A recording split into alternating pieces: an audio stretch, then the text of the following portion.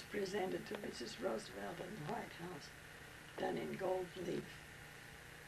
And it was given credit by a friend of Herbert Hoover's that President Kennedy used it as a springboard for his famous speech. And that's it. Shall I read it? Yeah. God, every year about this time, according to routine, I've bowed my head in the accepted way and offered thanks like some well-synchronized machine that prayed because it was the time to pray. But God, this year is different. This year I seem to feel America's Thanksgiving is my own. And God, this year, a deep humility has filled my heart. A newborn pride rings true throughout my soul. Because I do belong, because I have and am a part, a tiny part, of one tremendous whole. I think I know the feeling of those first Americans who said we must give thanks for this, our land. I cherish now the rights that are each woman's, every man's, the rights I've just begun to understand. This year, my heart has learned what all Thanksgiving days are for. True thankfulness, at last I realize. But God, I'm sorry that it took the tragedy of war in other lands to open up my eyes.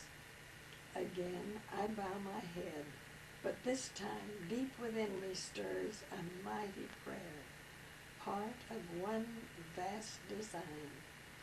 God, help me make America as proud that I am hers as I am proud and grateful she is mine. And that received a lot of recognition. It was read on the steps of Independence Hall on Thanksgiving Day by Hobart Bosworth on Thanksgiving Day 1941, before we entered the war. Interesting. Is that all? Yeah. Why did you want to do that? I don't know. just for fun. And you say that Kennedy based his talk on this? Well, it gave him the idea of you doing something for your country. Make America as proud that I am hers. Mm-hmm. And so ask not what you do for your country, what your country does for you. Ask what you do for your country. And I think it did bring a lot of people to the realization that we'd been pretty lucky to stay out of the war so far. And then on December 7th, when we got into the war, and that brings up a very interesting story on this same book that happened over in Guadalcanal in World War II. Do you want me to go on telling about that? Affect your life.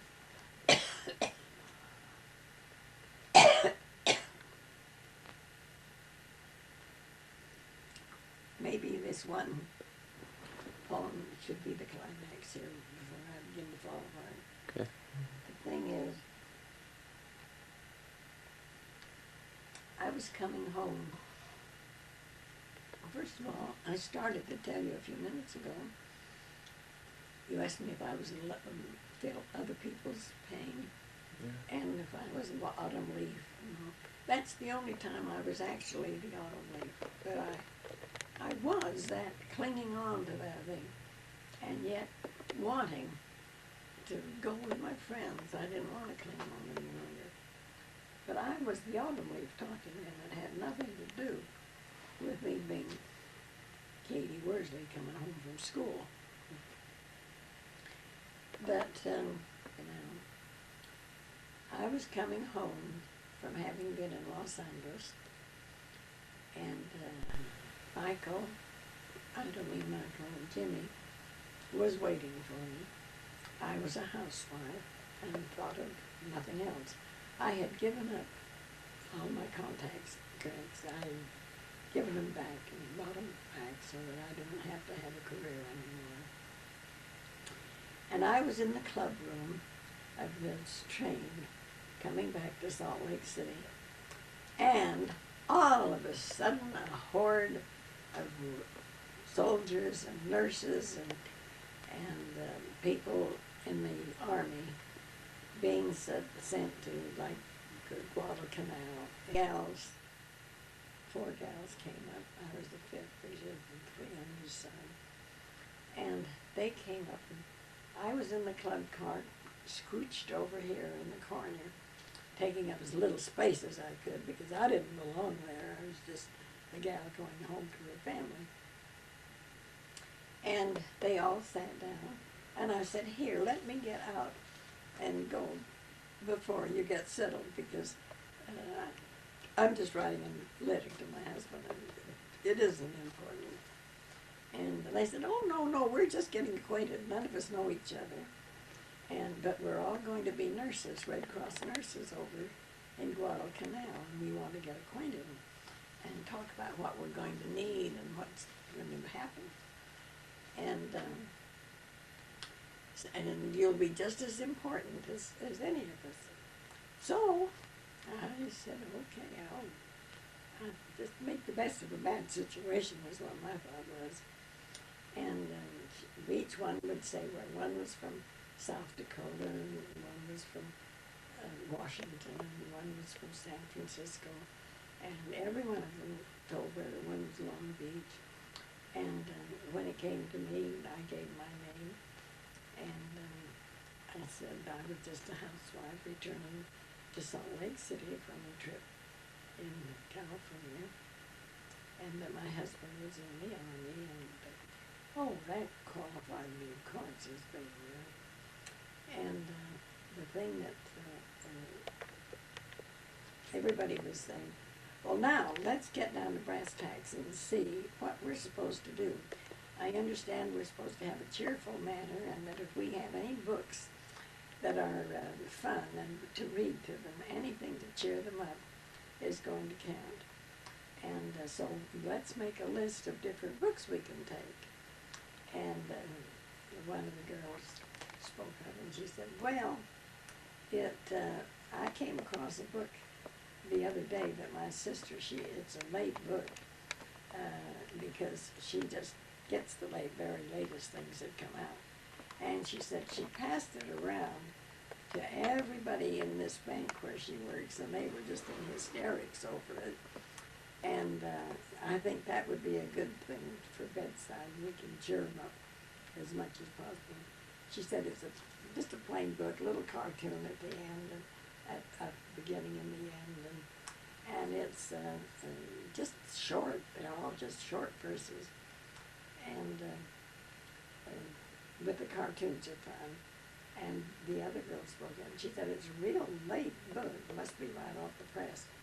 And this other girl spoke. She said, "Well, that sounds like a book that I've loved, but I've had it for several years, and it's not a late book. It's called With Tongue in Cheek. The one that I've got is called With Tongue in Cheek by Kathryn Kay." She said, "Well, that's it." But I thought it was a late book because my sister is so sophisticated with everything she buys. And she said, "But that's it." And she said, "Oh, I've heard about that book, the one from Long Beach." She said, "I know someone that's got a copy of it, and I've read it. It's a darling book." And so they said, "Okay, we'll begin to put down." And the girl that was next to me said, "Well, it's a book that's known like that. Have you read it?" And I didn't know what to say, and I said, "Well, if it's the book I think you're talking about, I'm afraid I wrote it." And they looked at me. "You wrote it?" And I said, "Well, if it's With Tongue in Cheek, I did." And so they nearly died, and it was embarrassing because they had said so many nice things about it, and I didn't want to embarrass them anymore. And so I excused myself as quickly as possible. But while I was still there, one of them spoke. A man came in, one of the an officer, you could tell. And she said, oh, she said, we want to get hold of him. He's an officer, and evidently he has just come back. He's head of the Red Cross over there, and he's just come back from Guadalcanal. He's on his way to Washington, D.C. But we ought to get to talk to him. And they said, okay, let's just try. And I said, well, I'll get out of your way so that you can work a little easier. I left.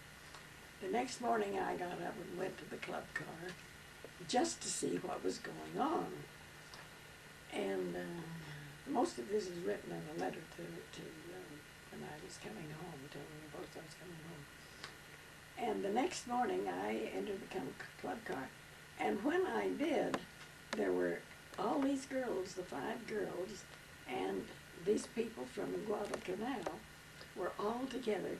And the man, the officer, turned when she pointed to me, and he turned and he looked at me, and I was standing up. There really was no place for me to sit down. And I was just about to leave, and he came on over, and he said, I want to talk to you. I understand that you're a poet. And I said, oh, good heavens, no, I really am not. I've had a few books published, but I said, I am not a poet. And he said, well, I'm in search of an author who wrote a poem that has meant an awful lot to our people, our patients over in Guadalcanal. It's saving the sanity of most of them. And I said, well, what do you know about the poems? He said, well, it had to be picked up out of the ocean because it was just a piece of paper.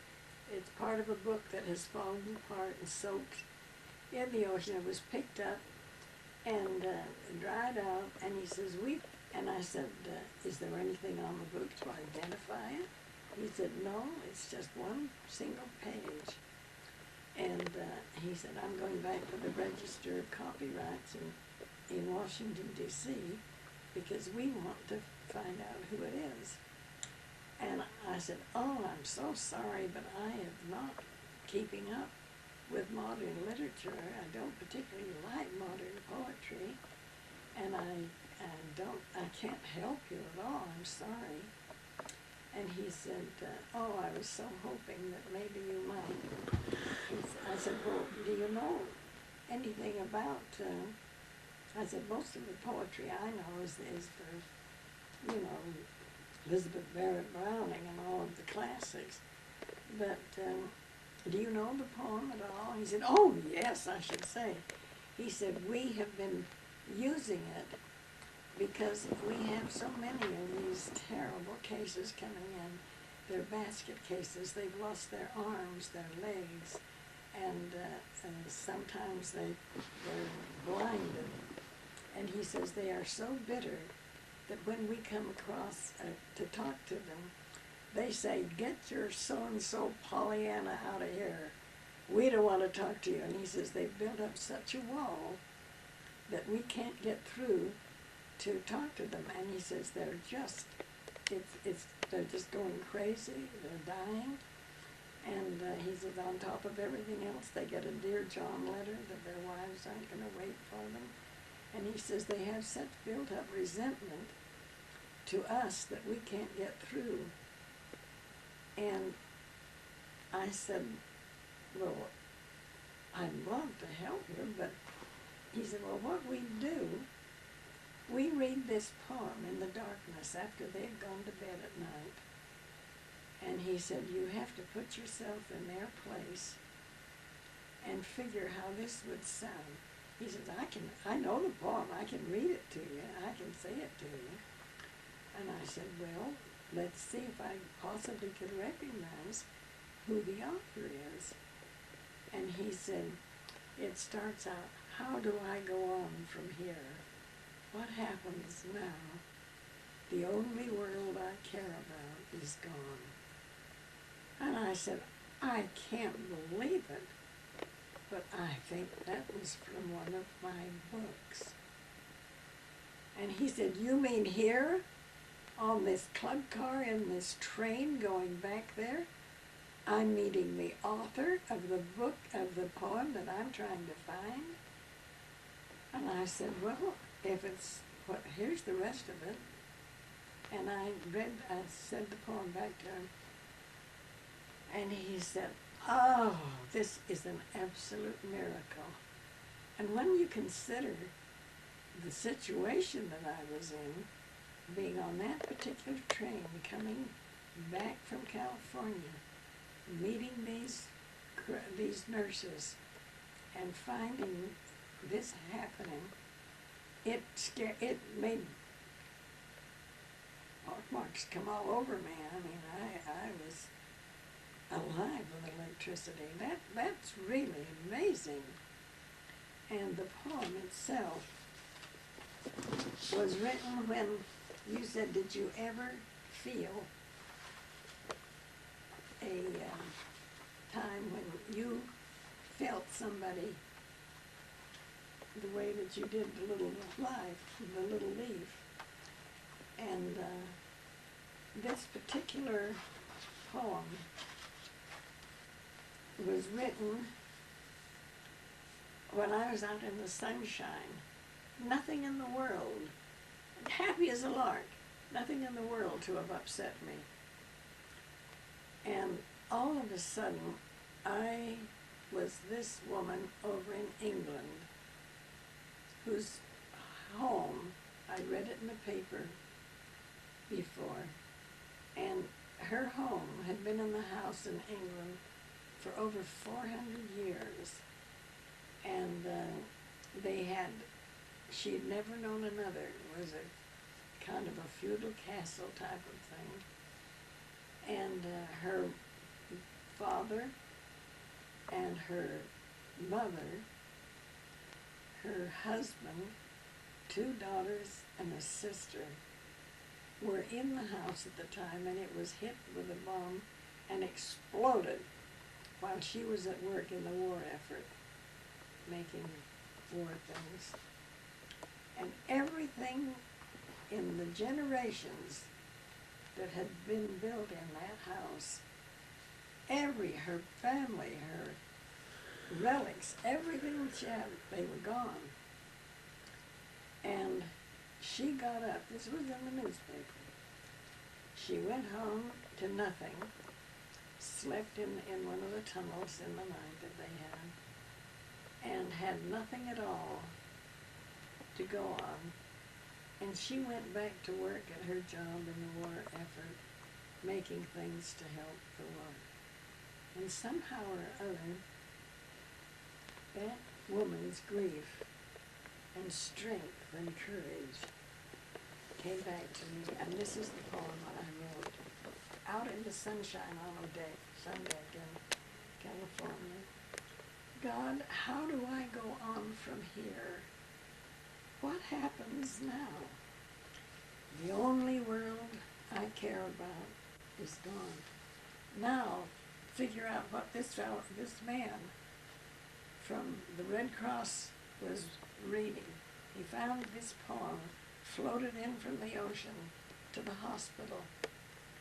They get it, and to these resentful, rebellious, unhappy basket cases, in the dark, this comes out. They made a recording of it. And this comes out, and it says, how do I go on from here? What happens now?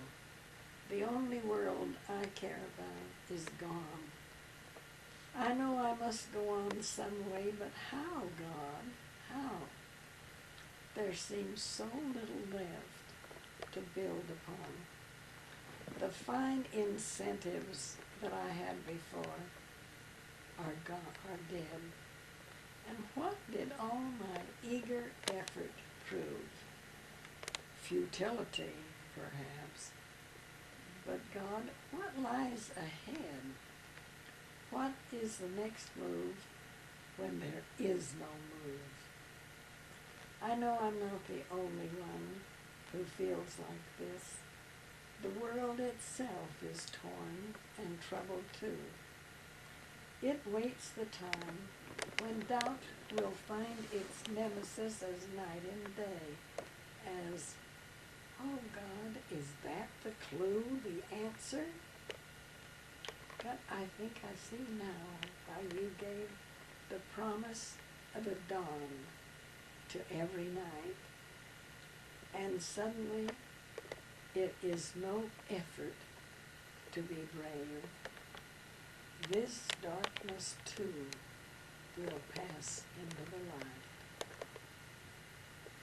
And he said, after we read that poem, we said, this poem was written before Pearl Harbor, before the war started.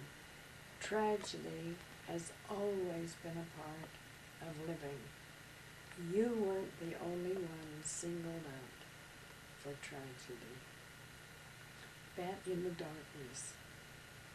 And he said, it turned their feelings around to the point that they knew they were just part of a big plan.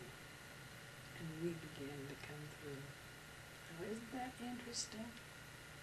But the interesting part is how he happened to find it and meet the person who wrote it.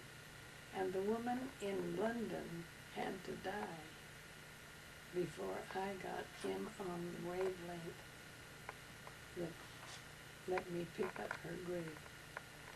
Now that's scary. It really makes gooseflesh come on. So, these are things that, on this one they say about me, something about the author makes you think of things bubbling and warm like a tea kettle singing, comfy things like an old shoe or a long talk before a fire. I thought, I make people think of old shoes? I didn't think that was a very complimentary thing until the word comfy, you know, old shoes you like to be in. So in a way it was a kind of a compliment. But kids at Christmas, she has a tumble toy sense of humor, of that you're sure. But as you listen to her Gracie Allen prattle, you wonder if she has a serious moment. That's why it comes as such a complete surprise when she brings forth a book like If the Shoe Fits. Miss Kay's personal reactions to her new book are best summarized in her own words.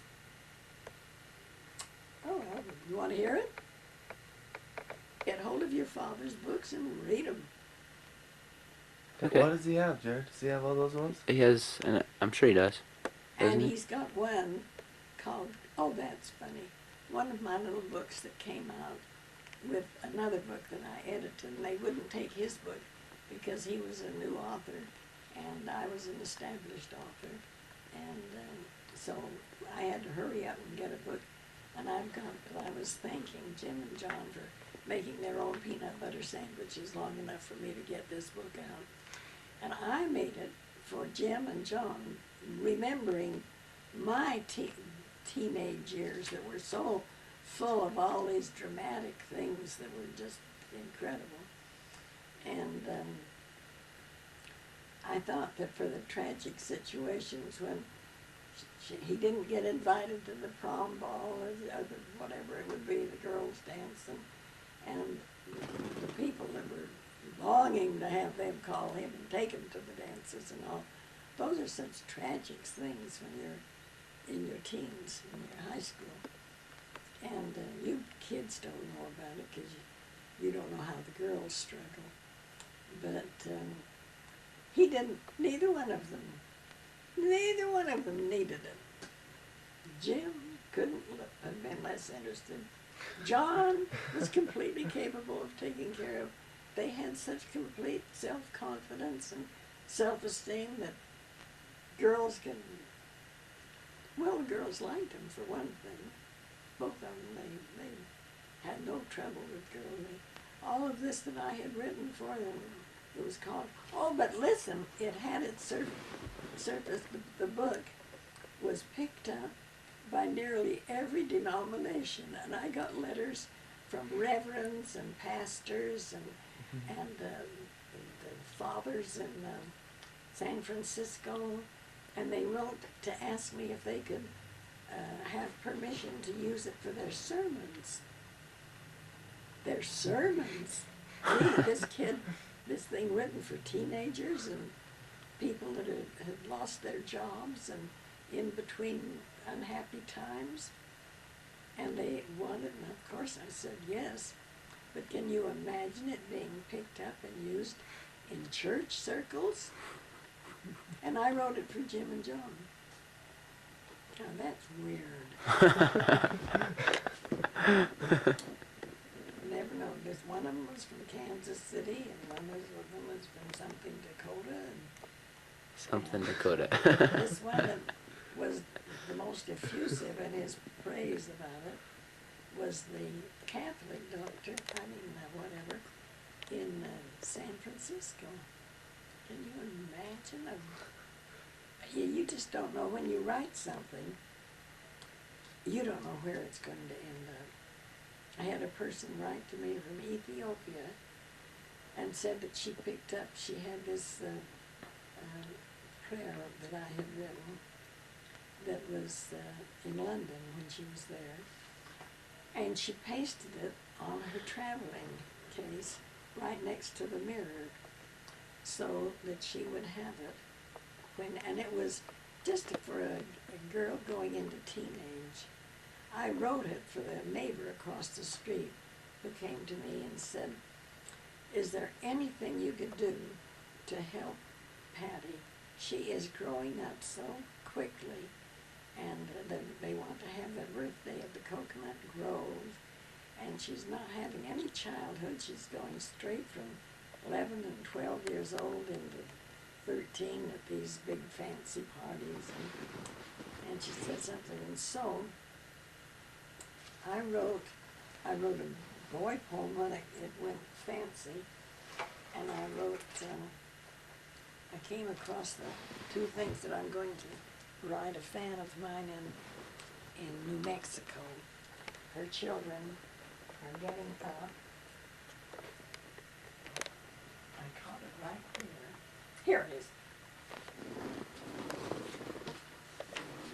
These two things. This is for a young girl, and this is for a young boy. And these two, this is the one she pasted.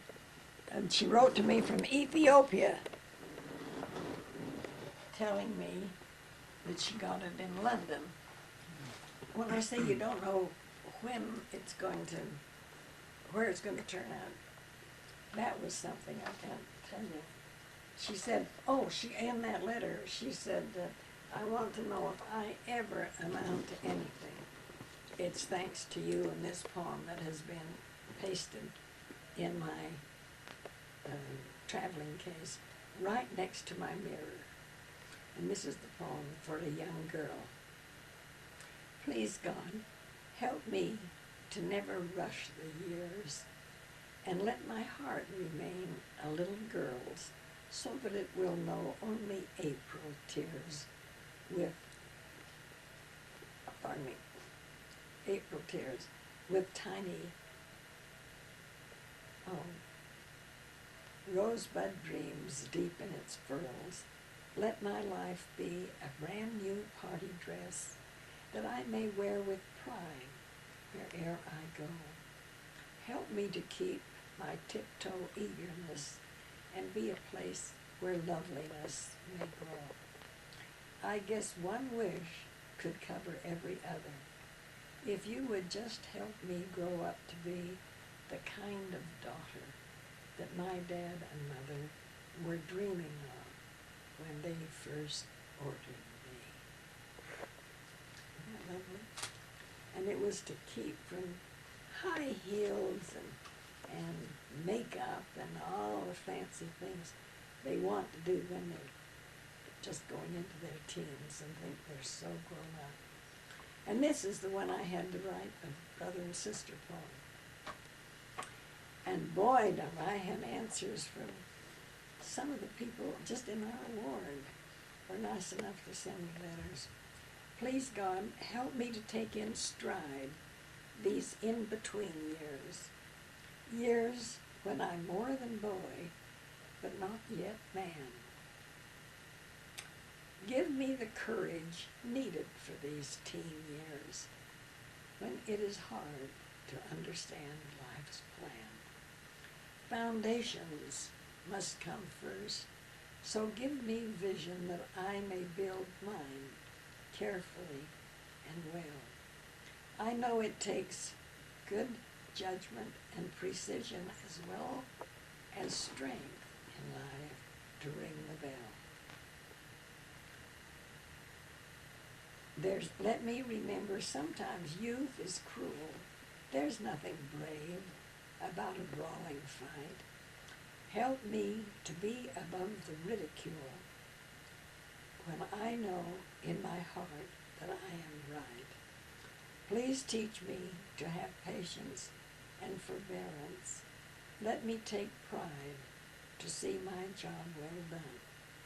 Help me to never disappoint my parents. Always let them be proud to call me son. And this is, I'm going to plan on sending this to us. The last ones I don't have any others that are prototypes that have the handwork done on them and style the things now. But the thing is, that has helped so many going on missions, and the ridicule that they have to make. Boy, I mean that they have to go through so much of the time. But boy, these things, it's nice to have something to fall back on. And if you get it from your home, when you're growing up, it stays with you. It's a good thing to have. And your parents are usually tickled to death to know that you've got that integrity and that strength that will hold you up when you're trying to get that basket, when it's a crucial point. Hey, how have you taken away all that happened with the jazz? This lately? Well, just lately they're coming out a little bit. But I got so disappointed and disgusted with Carl, and you know what a fan I was. I could lose his name just like I'm hit with hammers. It really hurts. But I can't get used to this new body. It has a mind of its own. And when I tell it to do something, it says, I won't and you can't make me. And there I am, wondering what to do. Well, you can still lift your weights over there. Well, Michael, you know, your cousin Michael gave them to me. And he said, this is going to make you strong. And I do. I use them. Pretty good. Do you wear that Steve Young jersey? No, would you like it? I want her to give it to somebody that can. It drowns me. I can take it.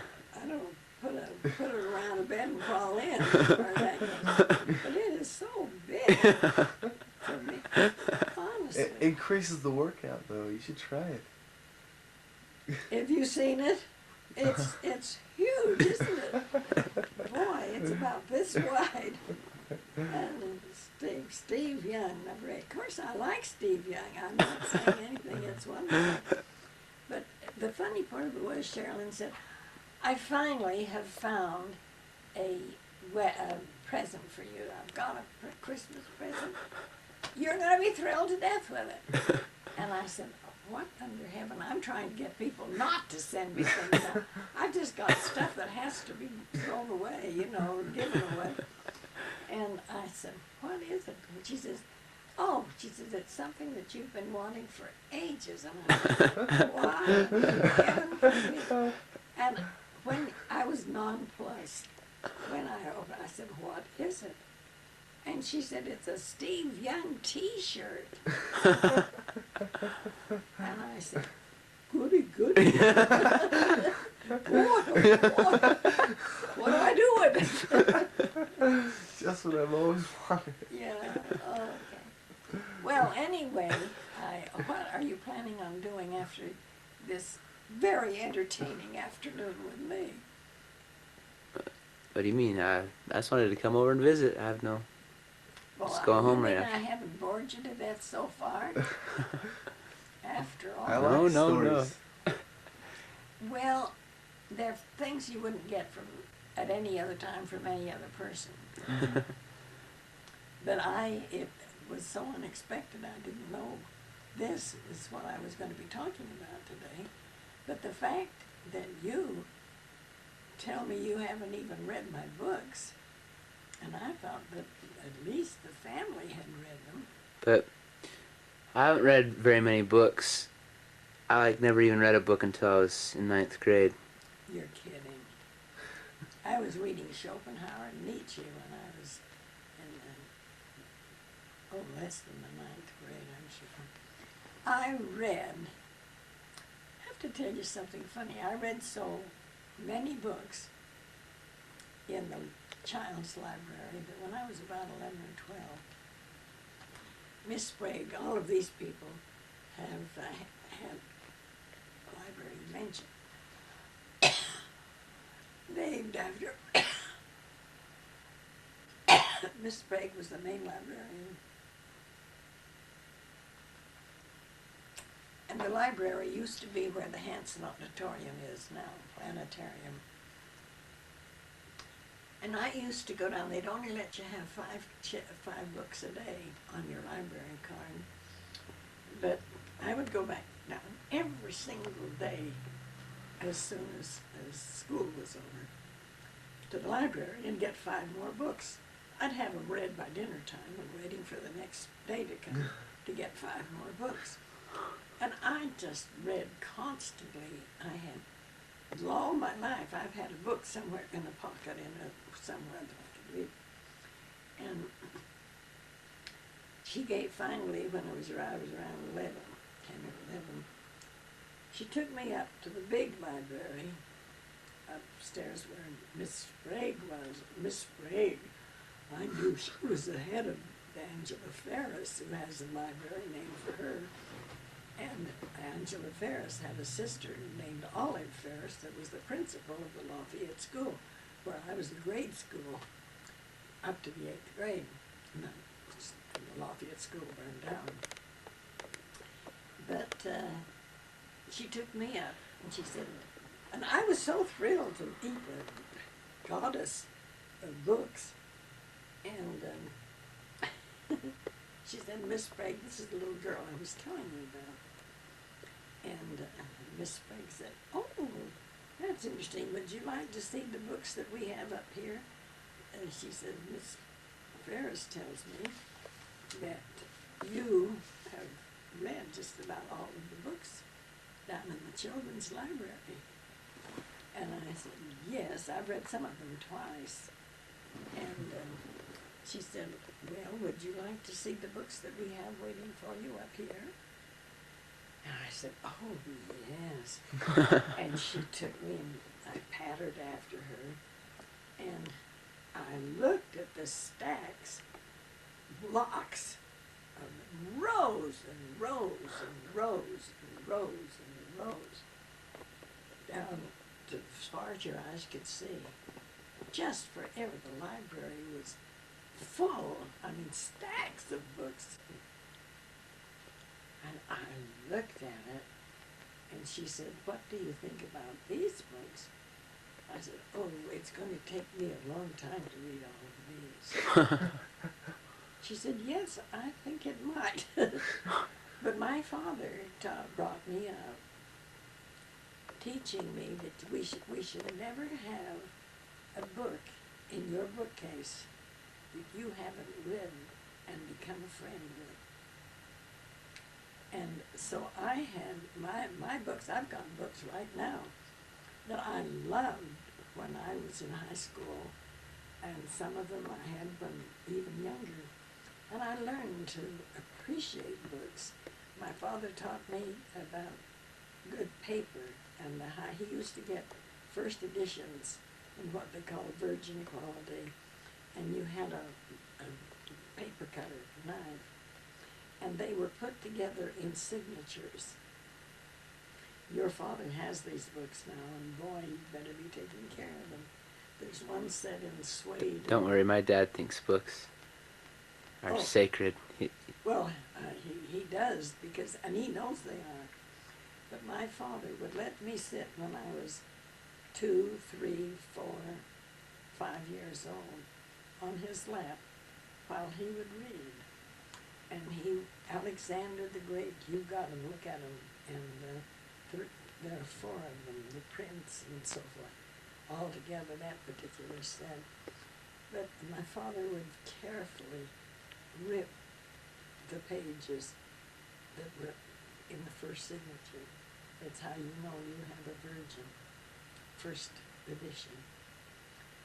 And he let me touch the grain of the paper. And my brother went to the top of his field in knowing grades of paper. He could tell you whether it was a 25-pound or a rag or a what. And he taught me a great deal. Helped me when I was publishing books. I published 18 books, not of mine, but of poets. And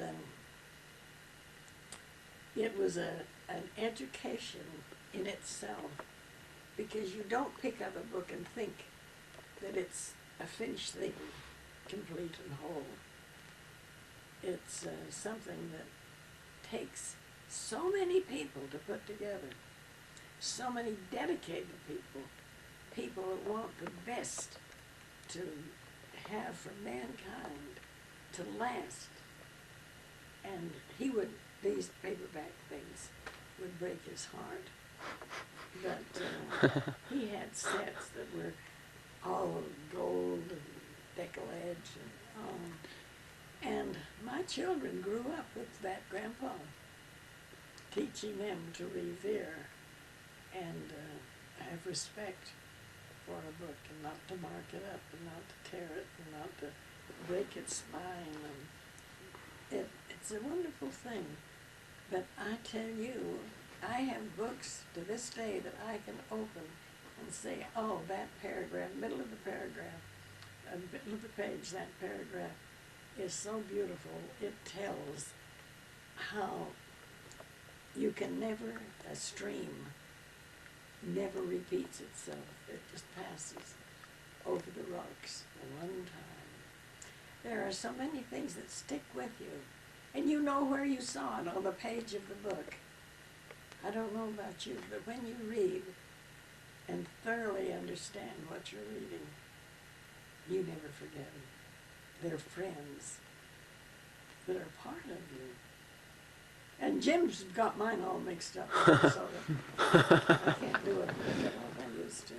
What do you think's the best book ever written that you've ever read? Well, I would have to say the Bible, because you can find help in the Bible any time.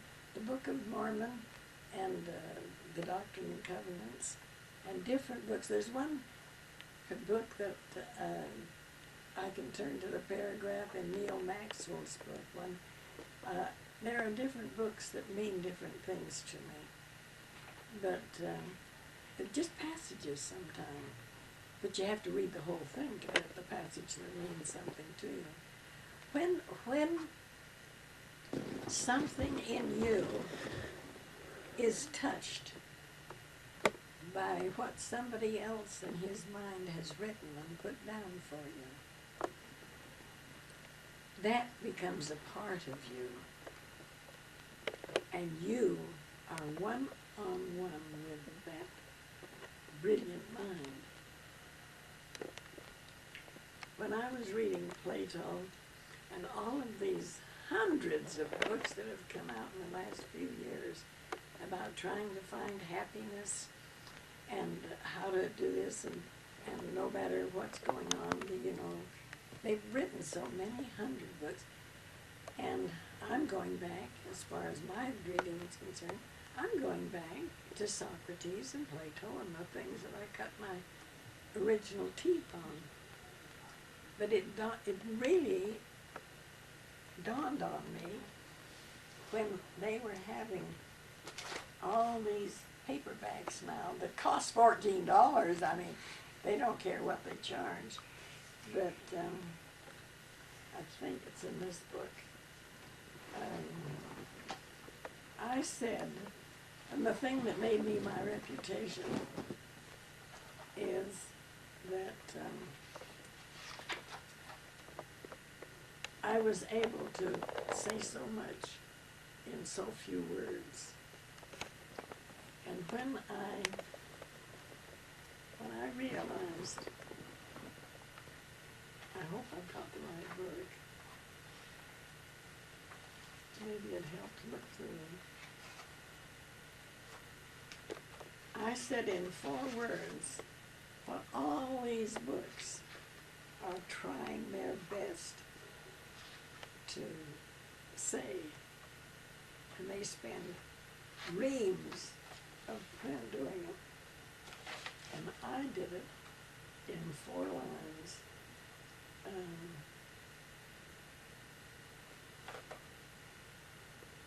Here it is, page 34.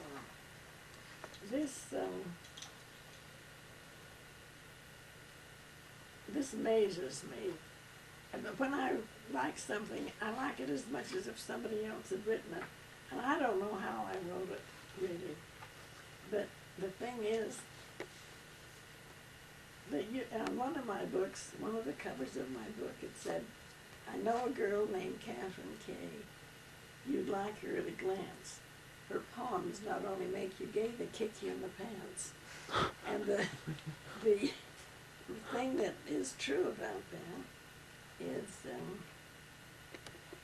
that they hit you afterwards.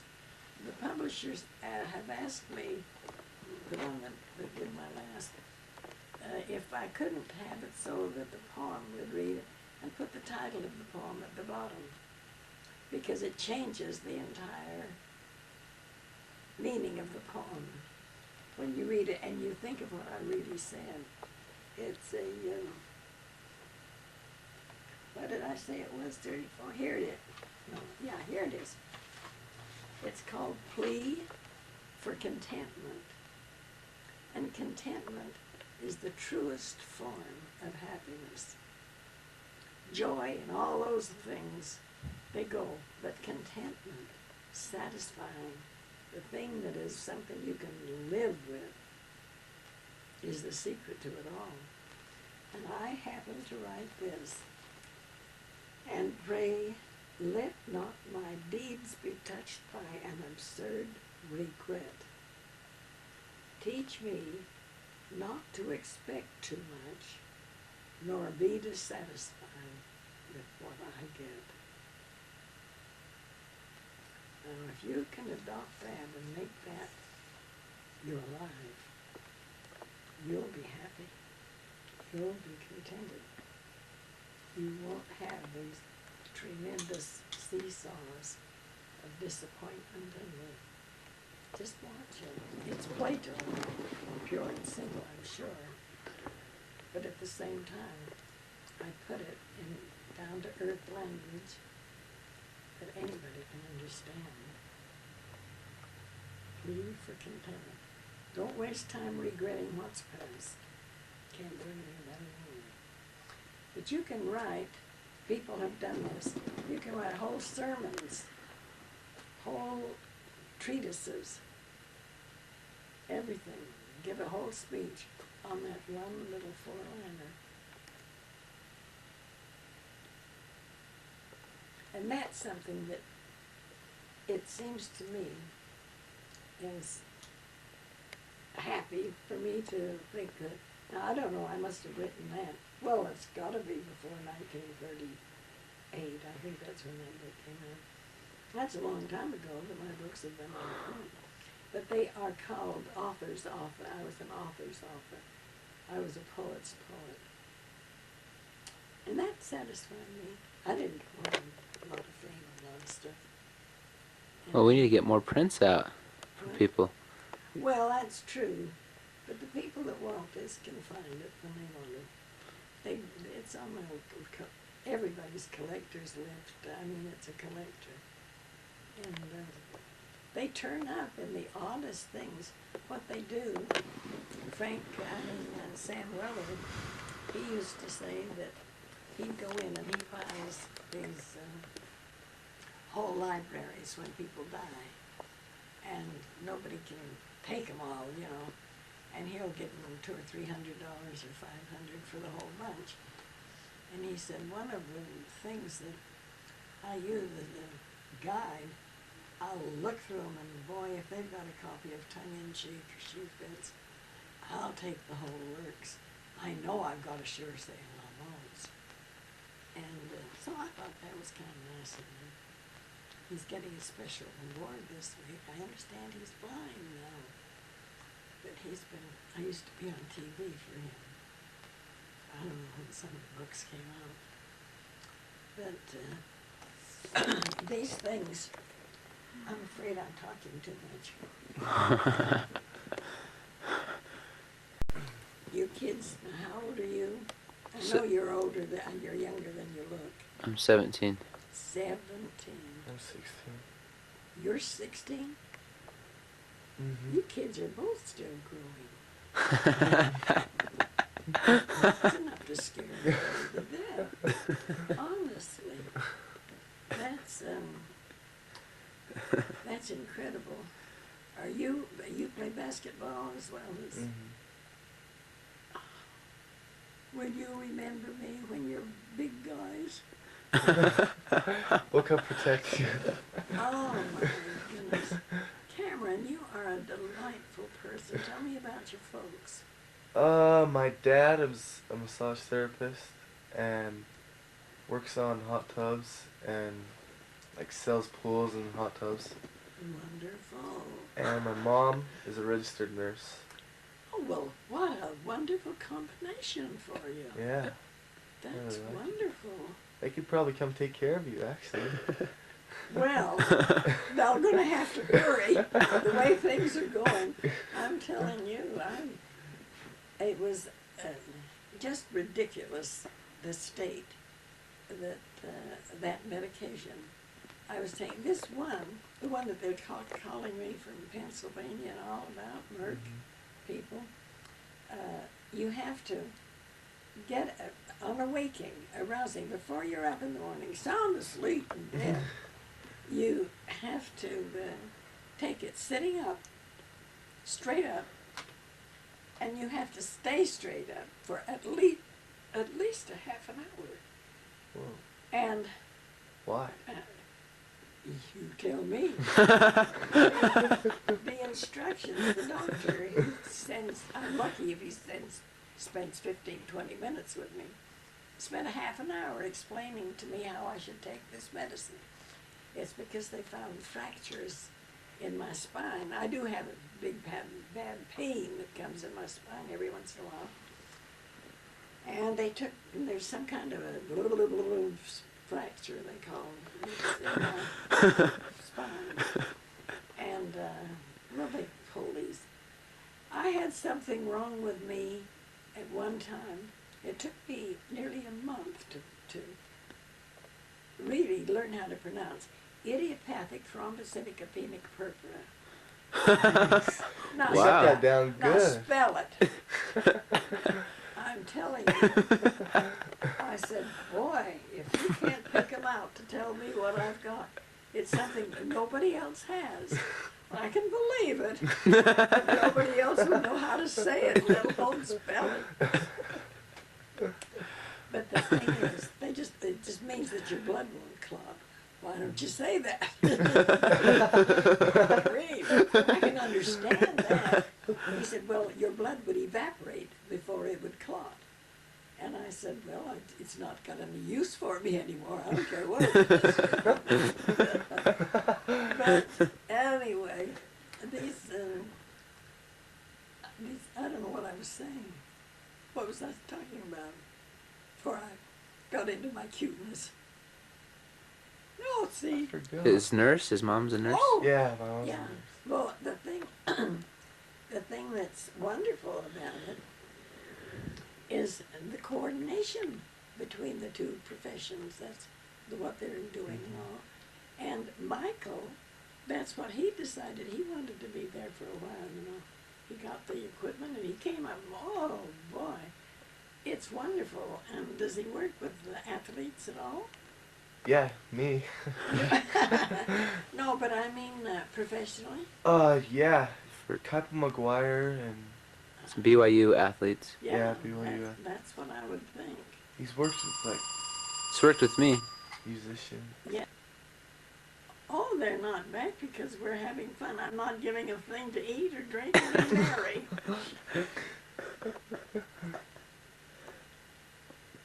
Oh, you were only supposed to be here an hour.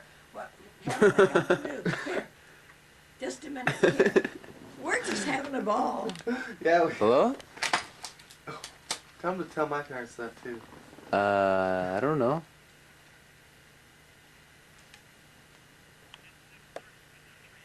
Tell him if I fall apart, it'll be after you go.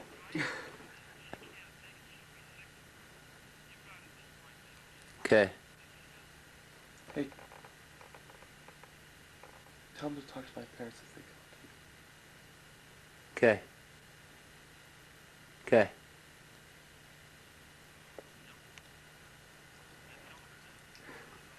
Have I done something I shouldn't do? Okay. All right. Oh, I was going Bye. to.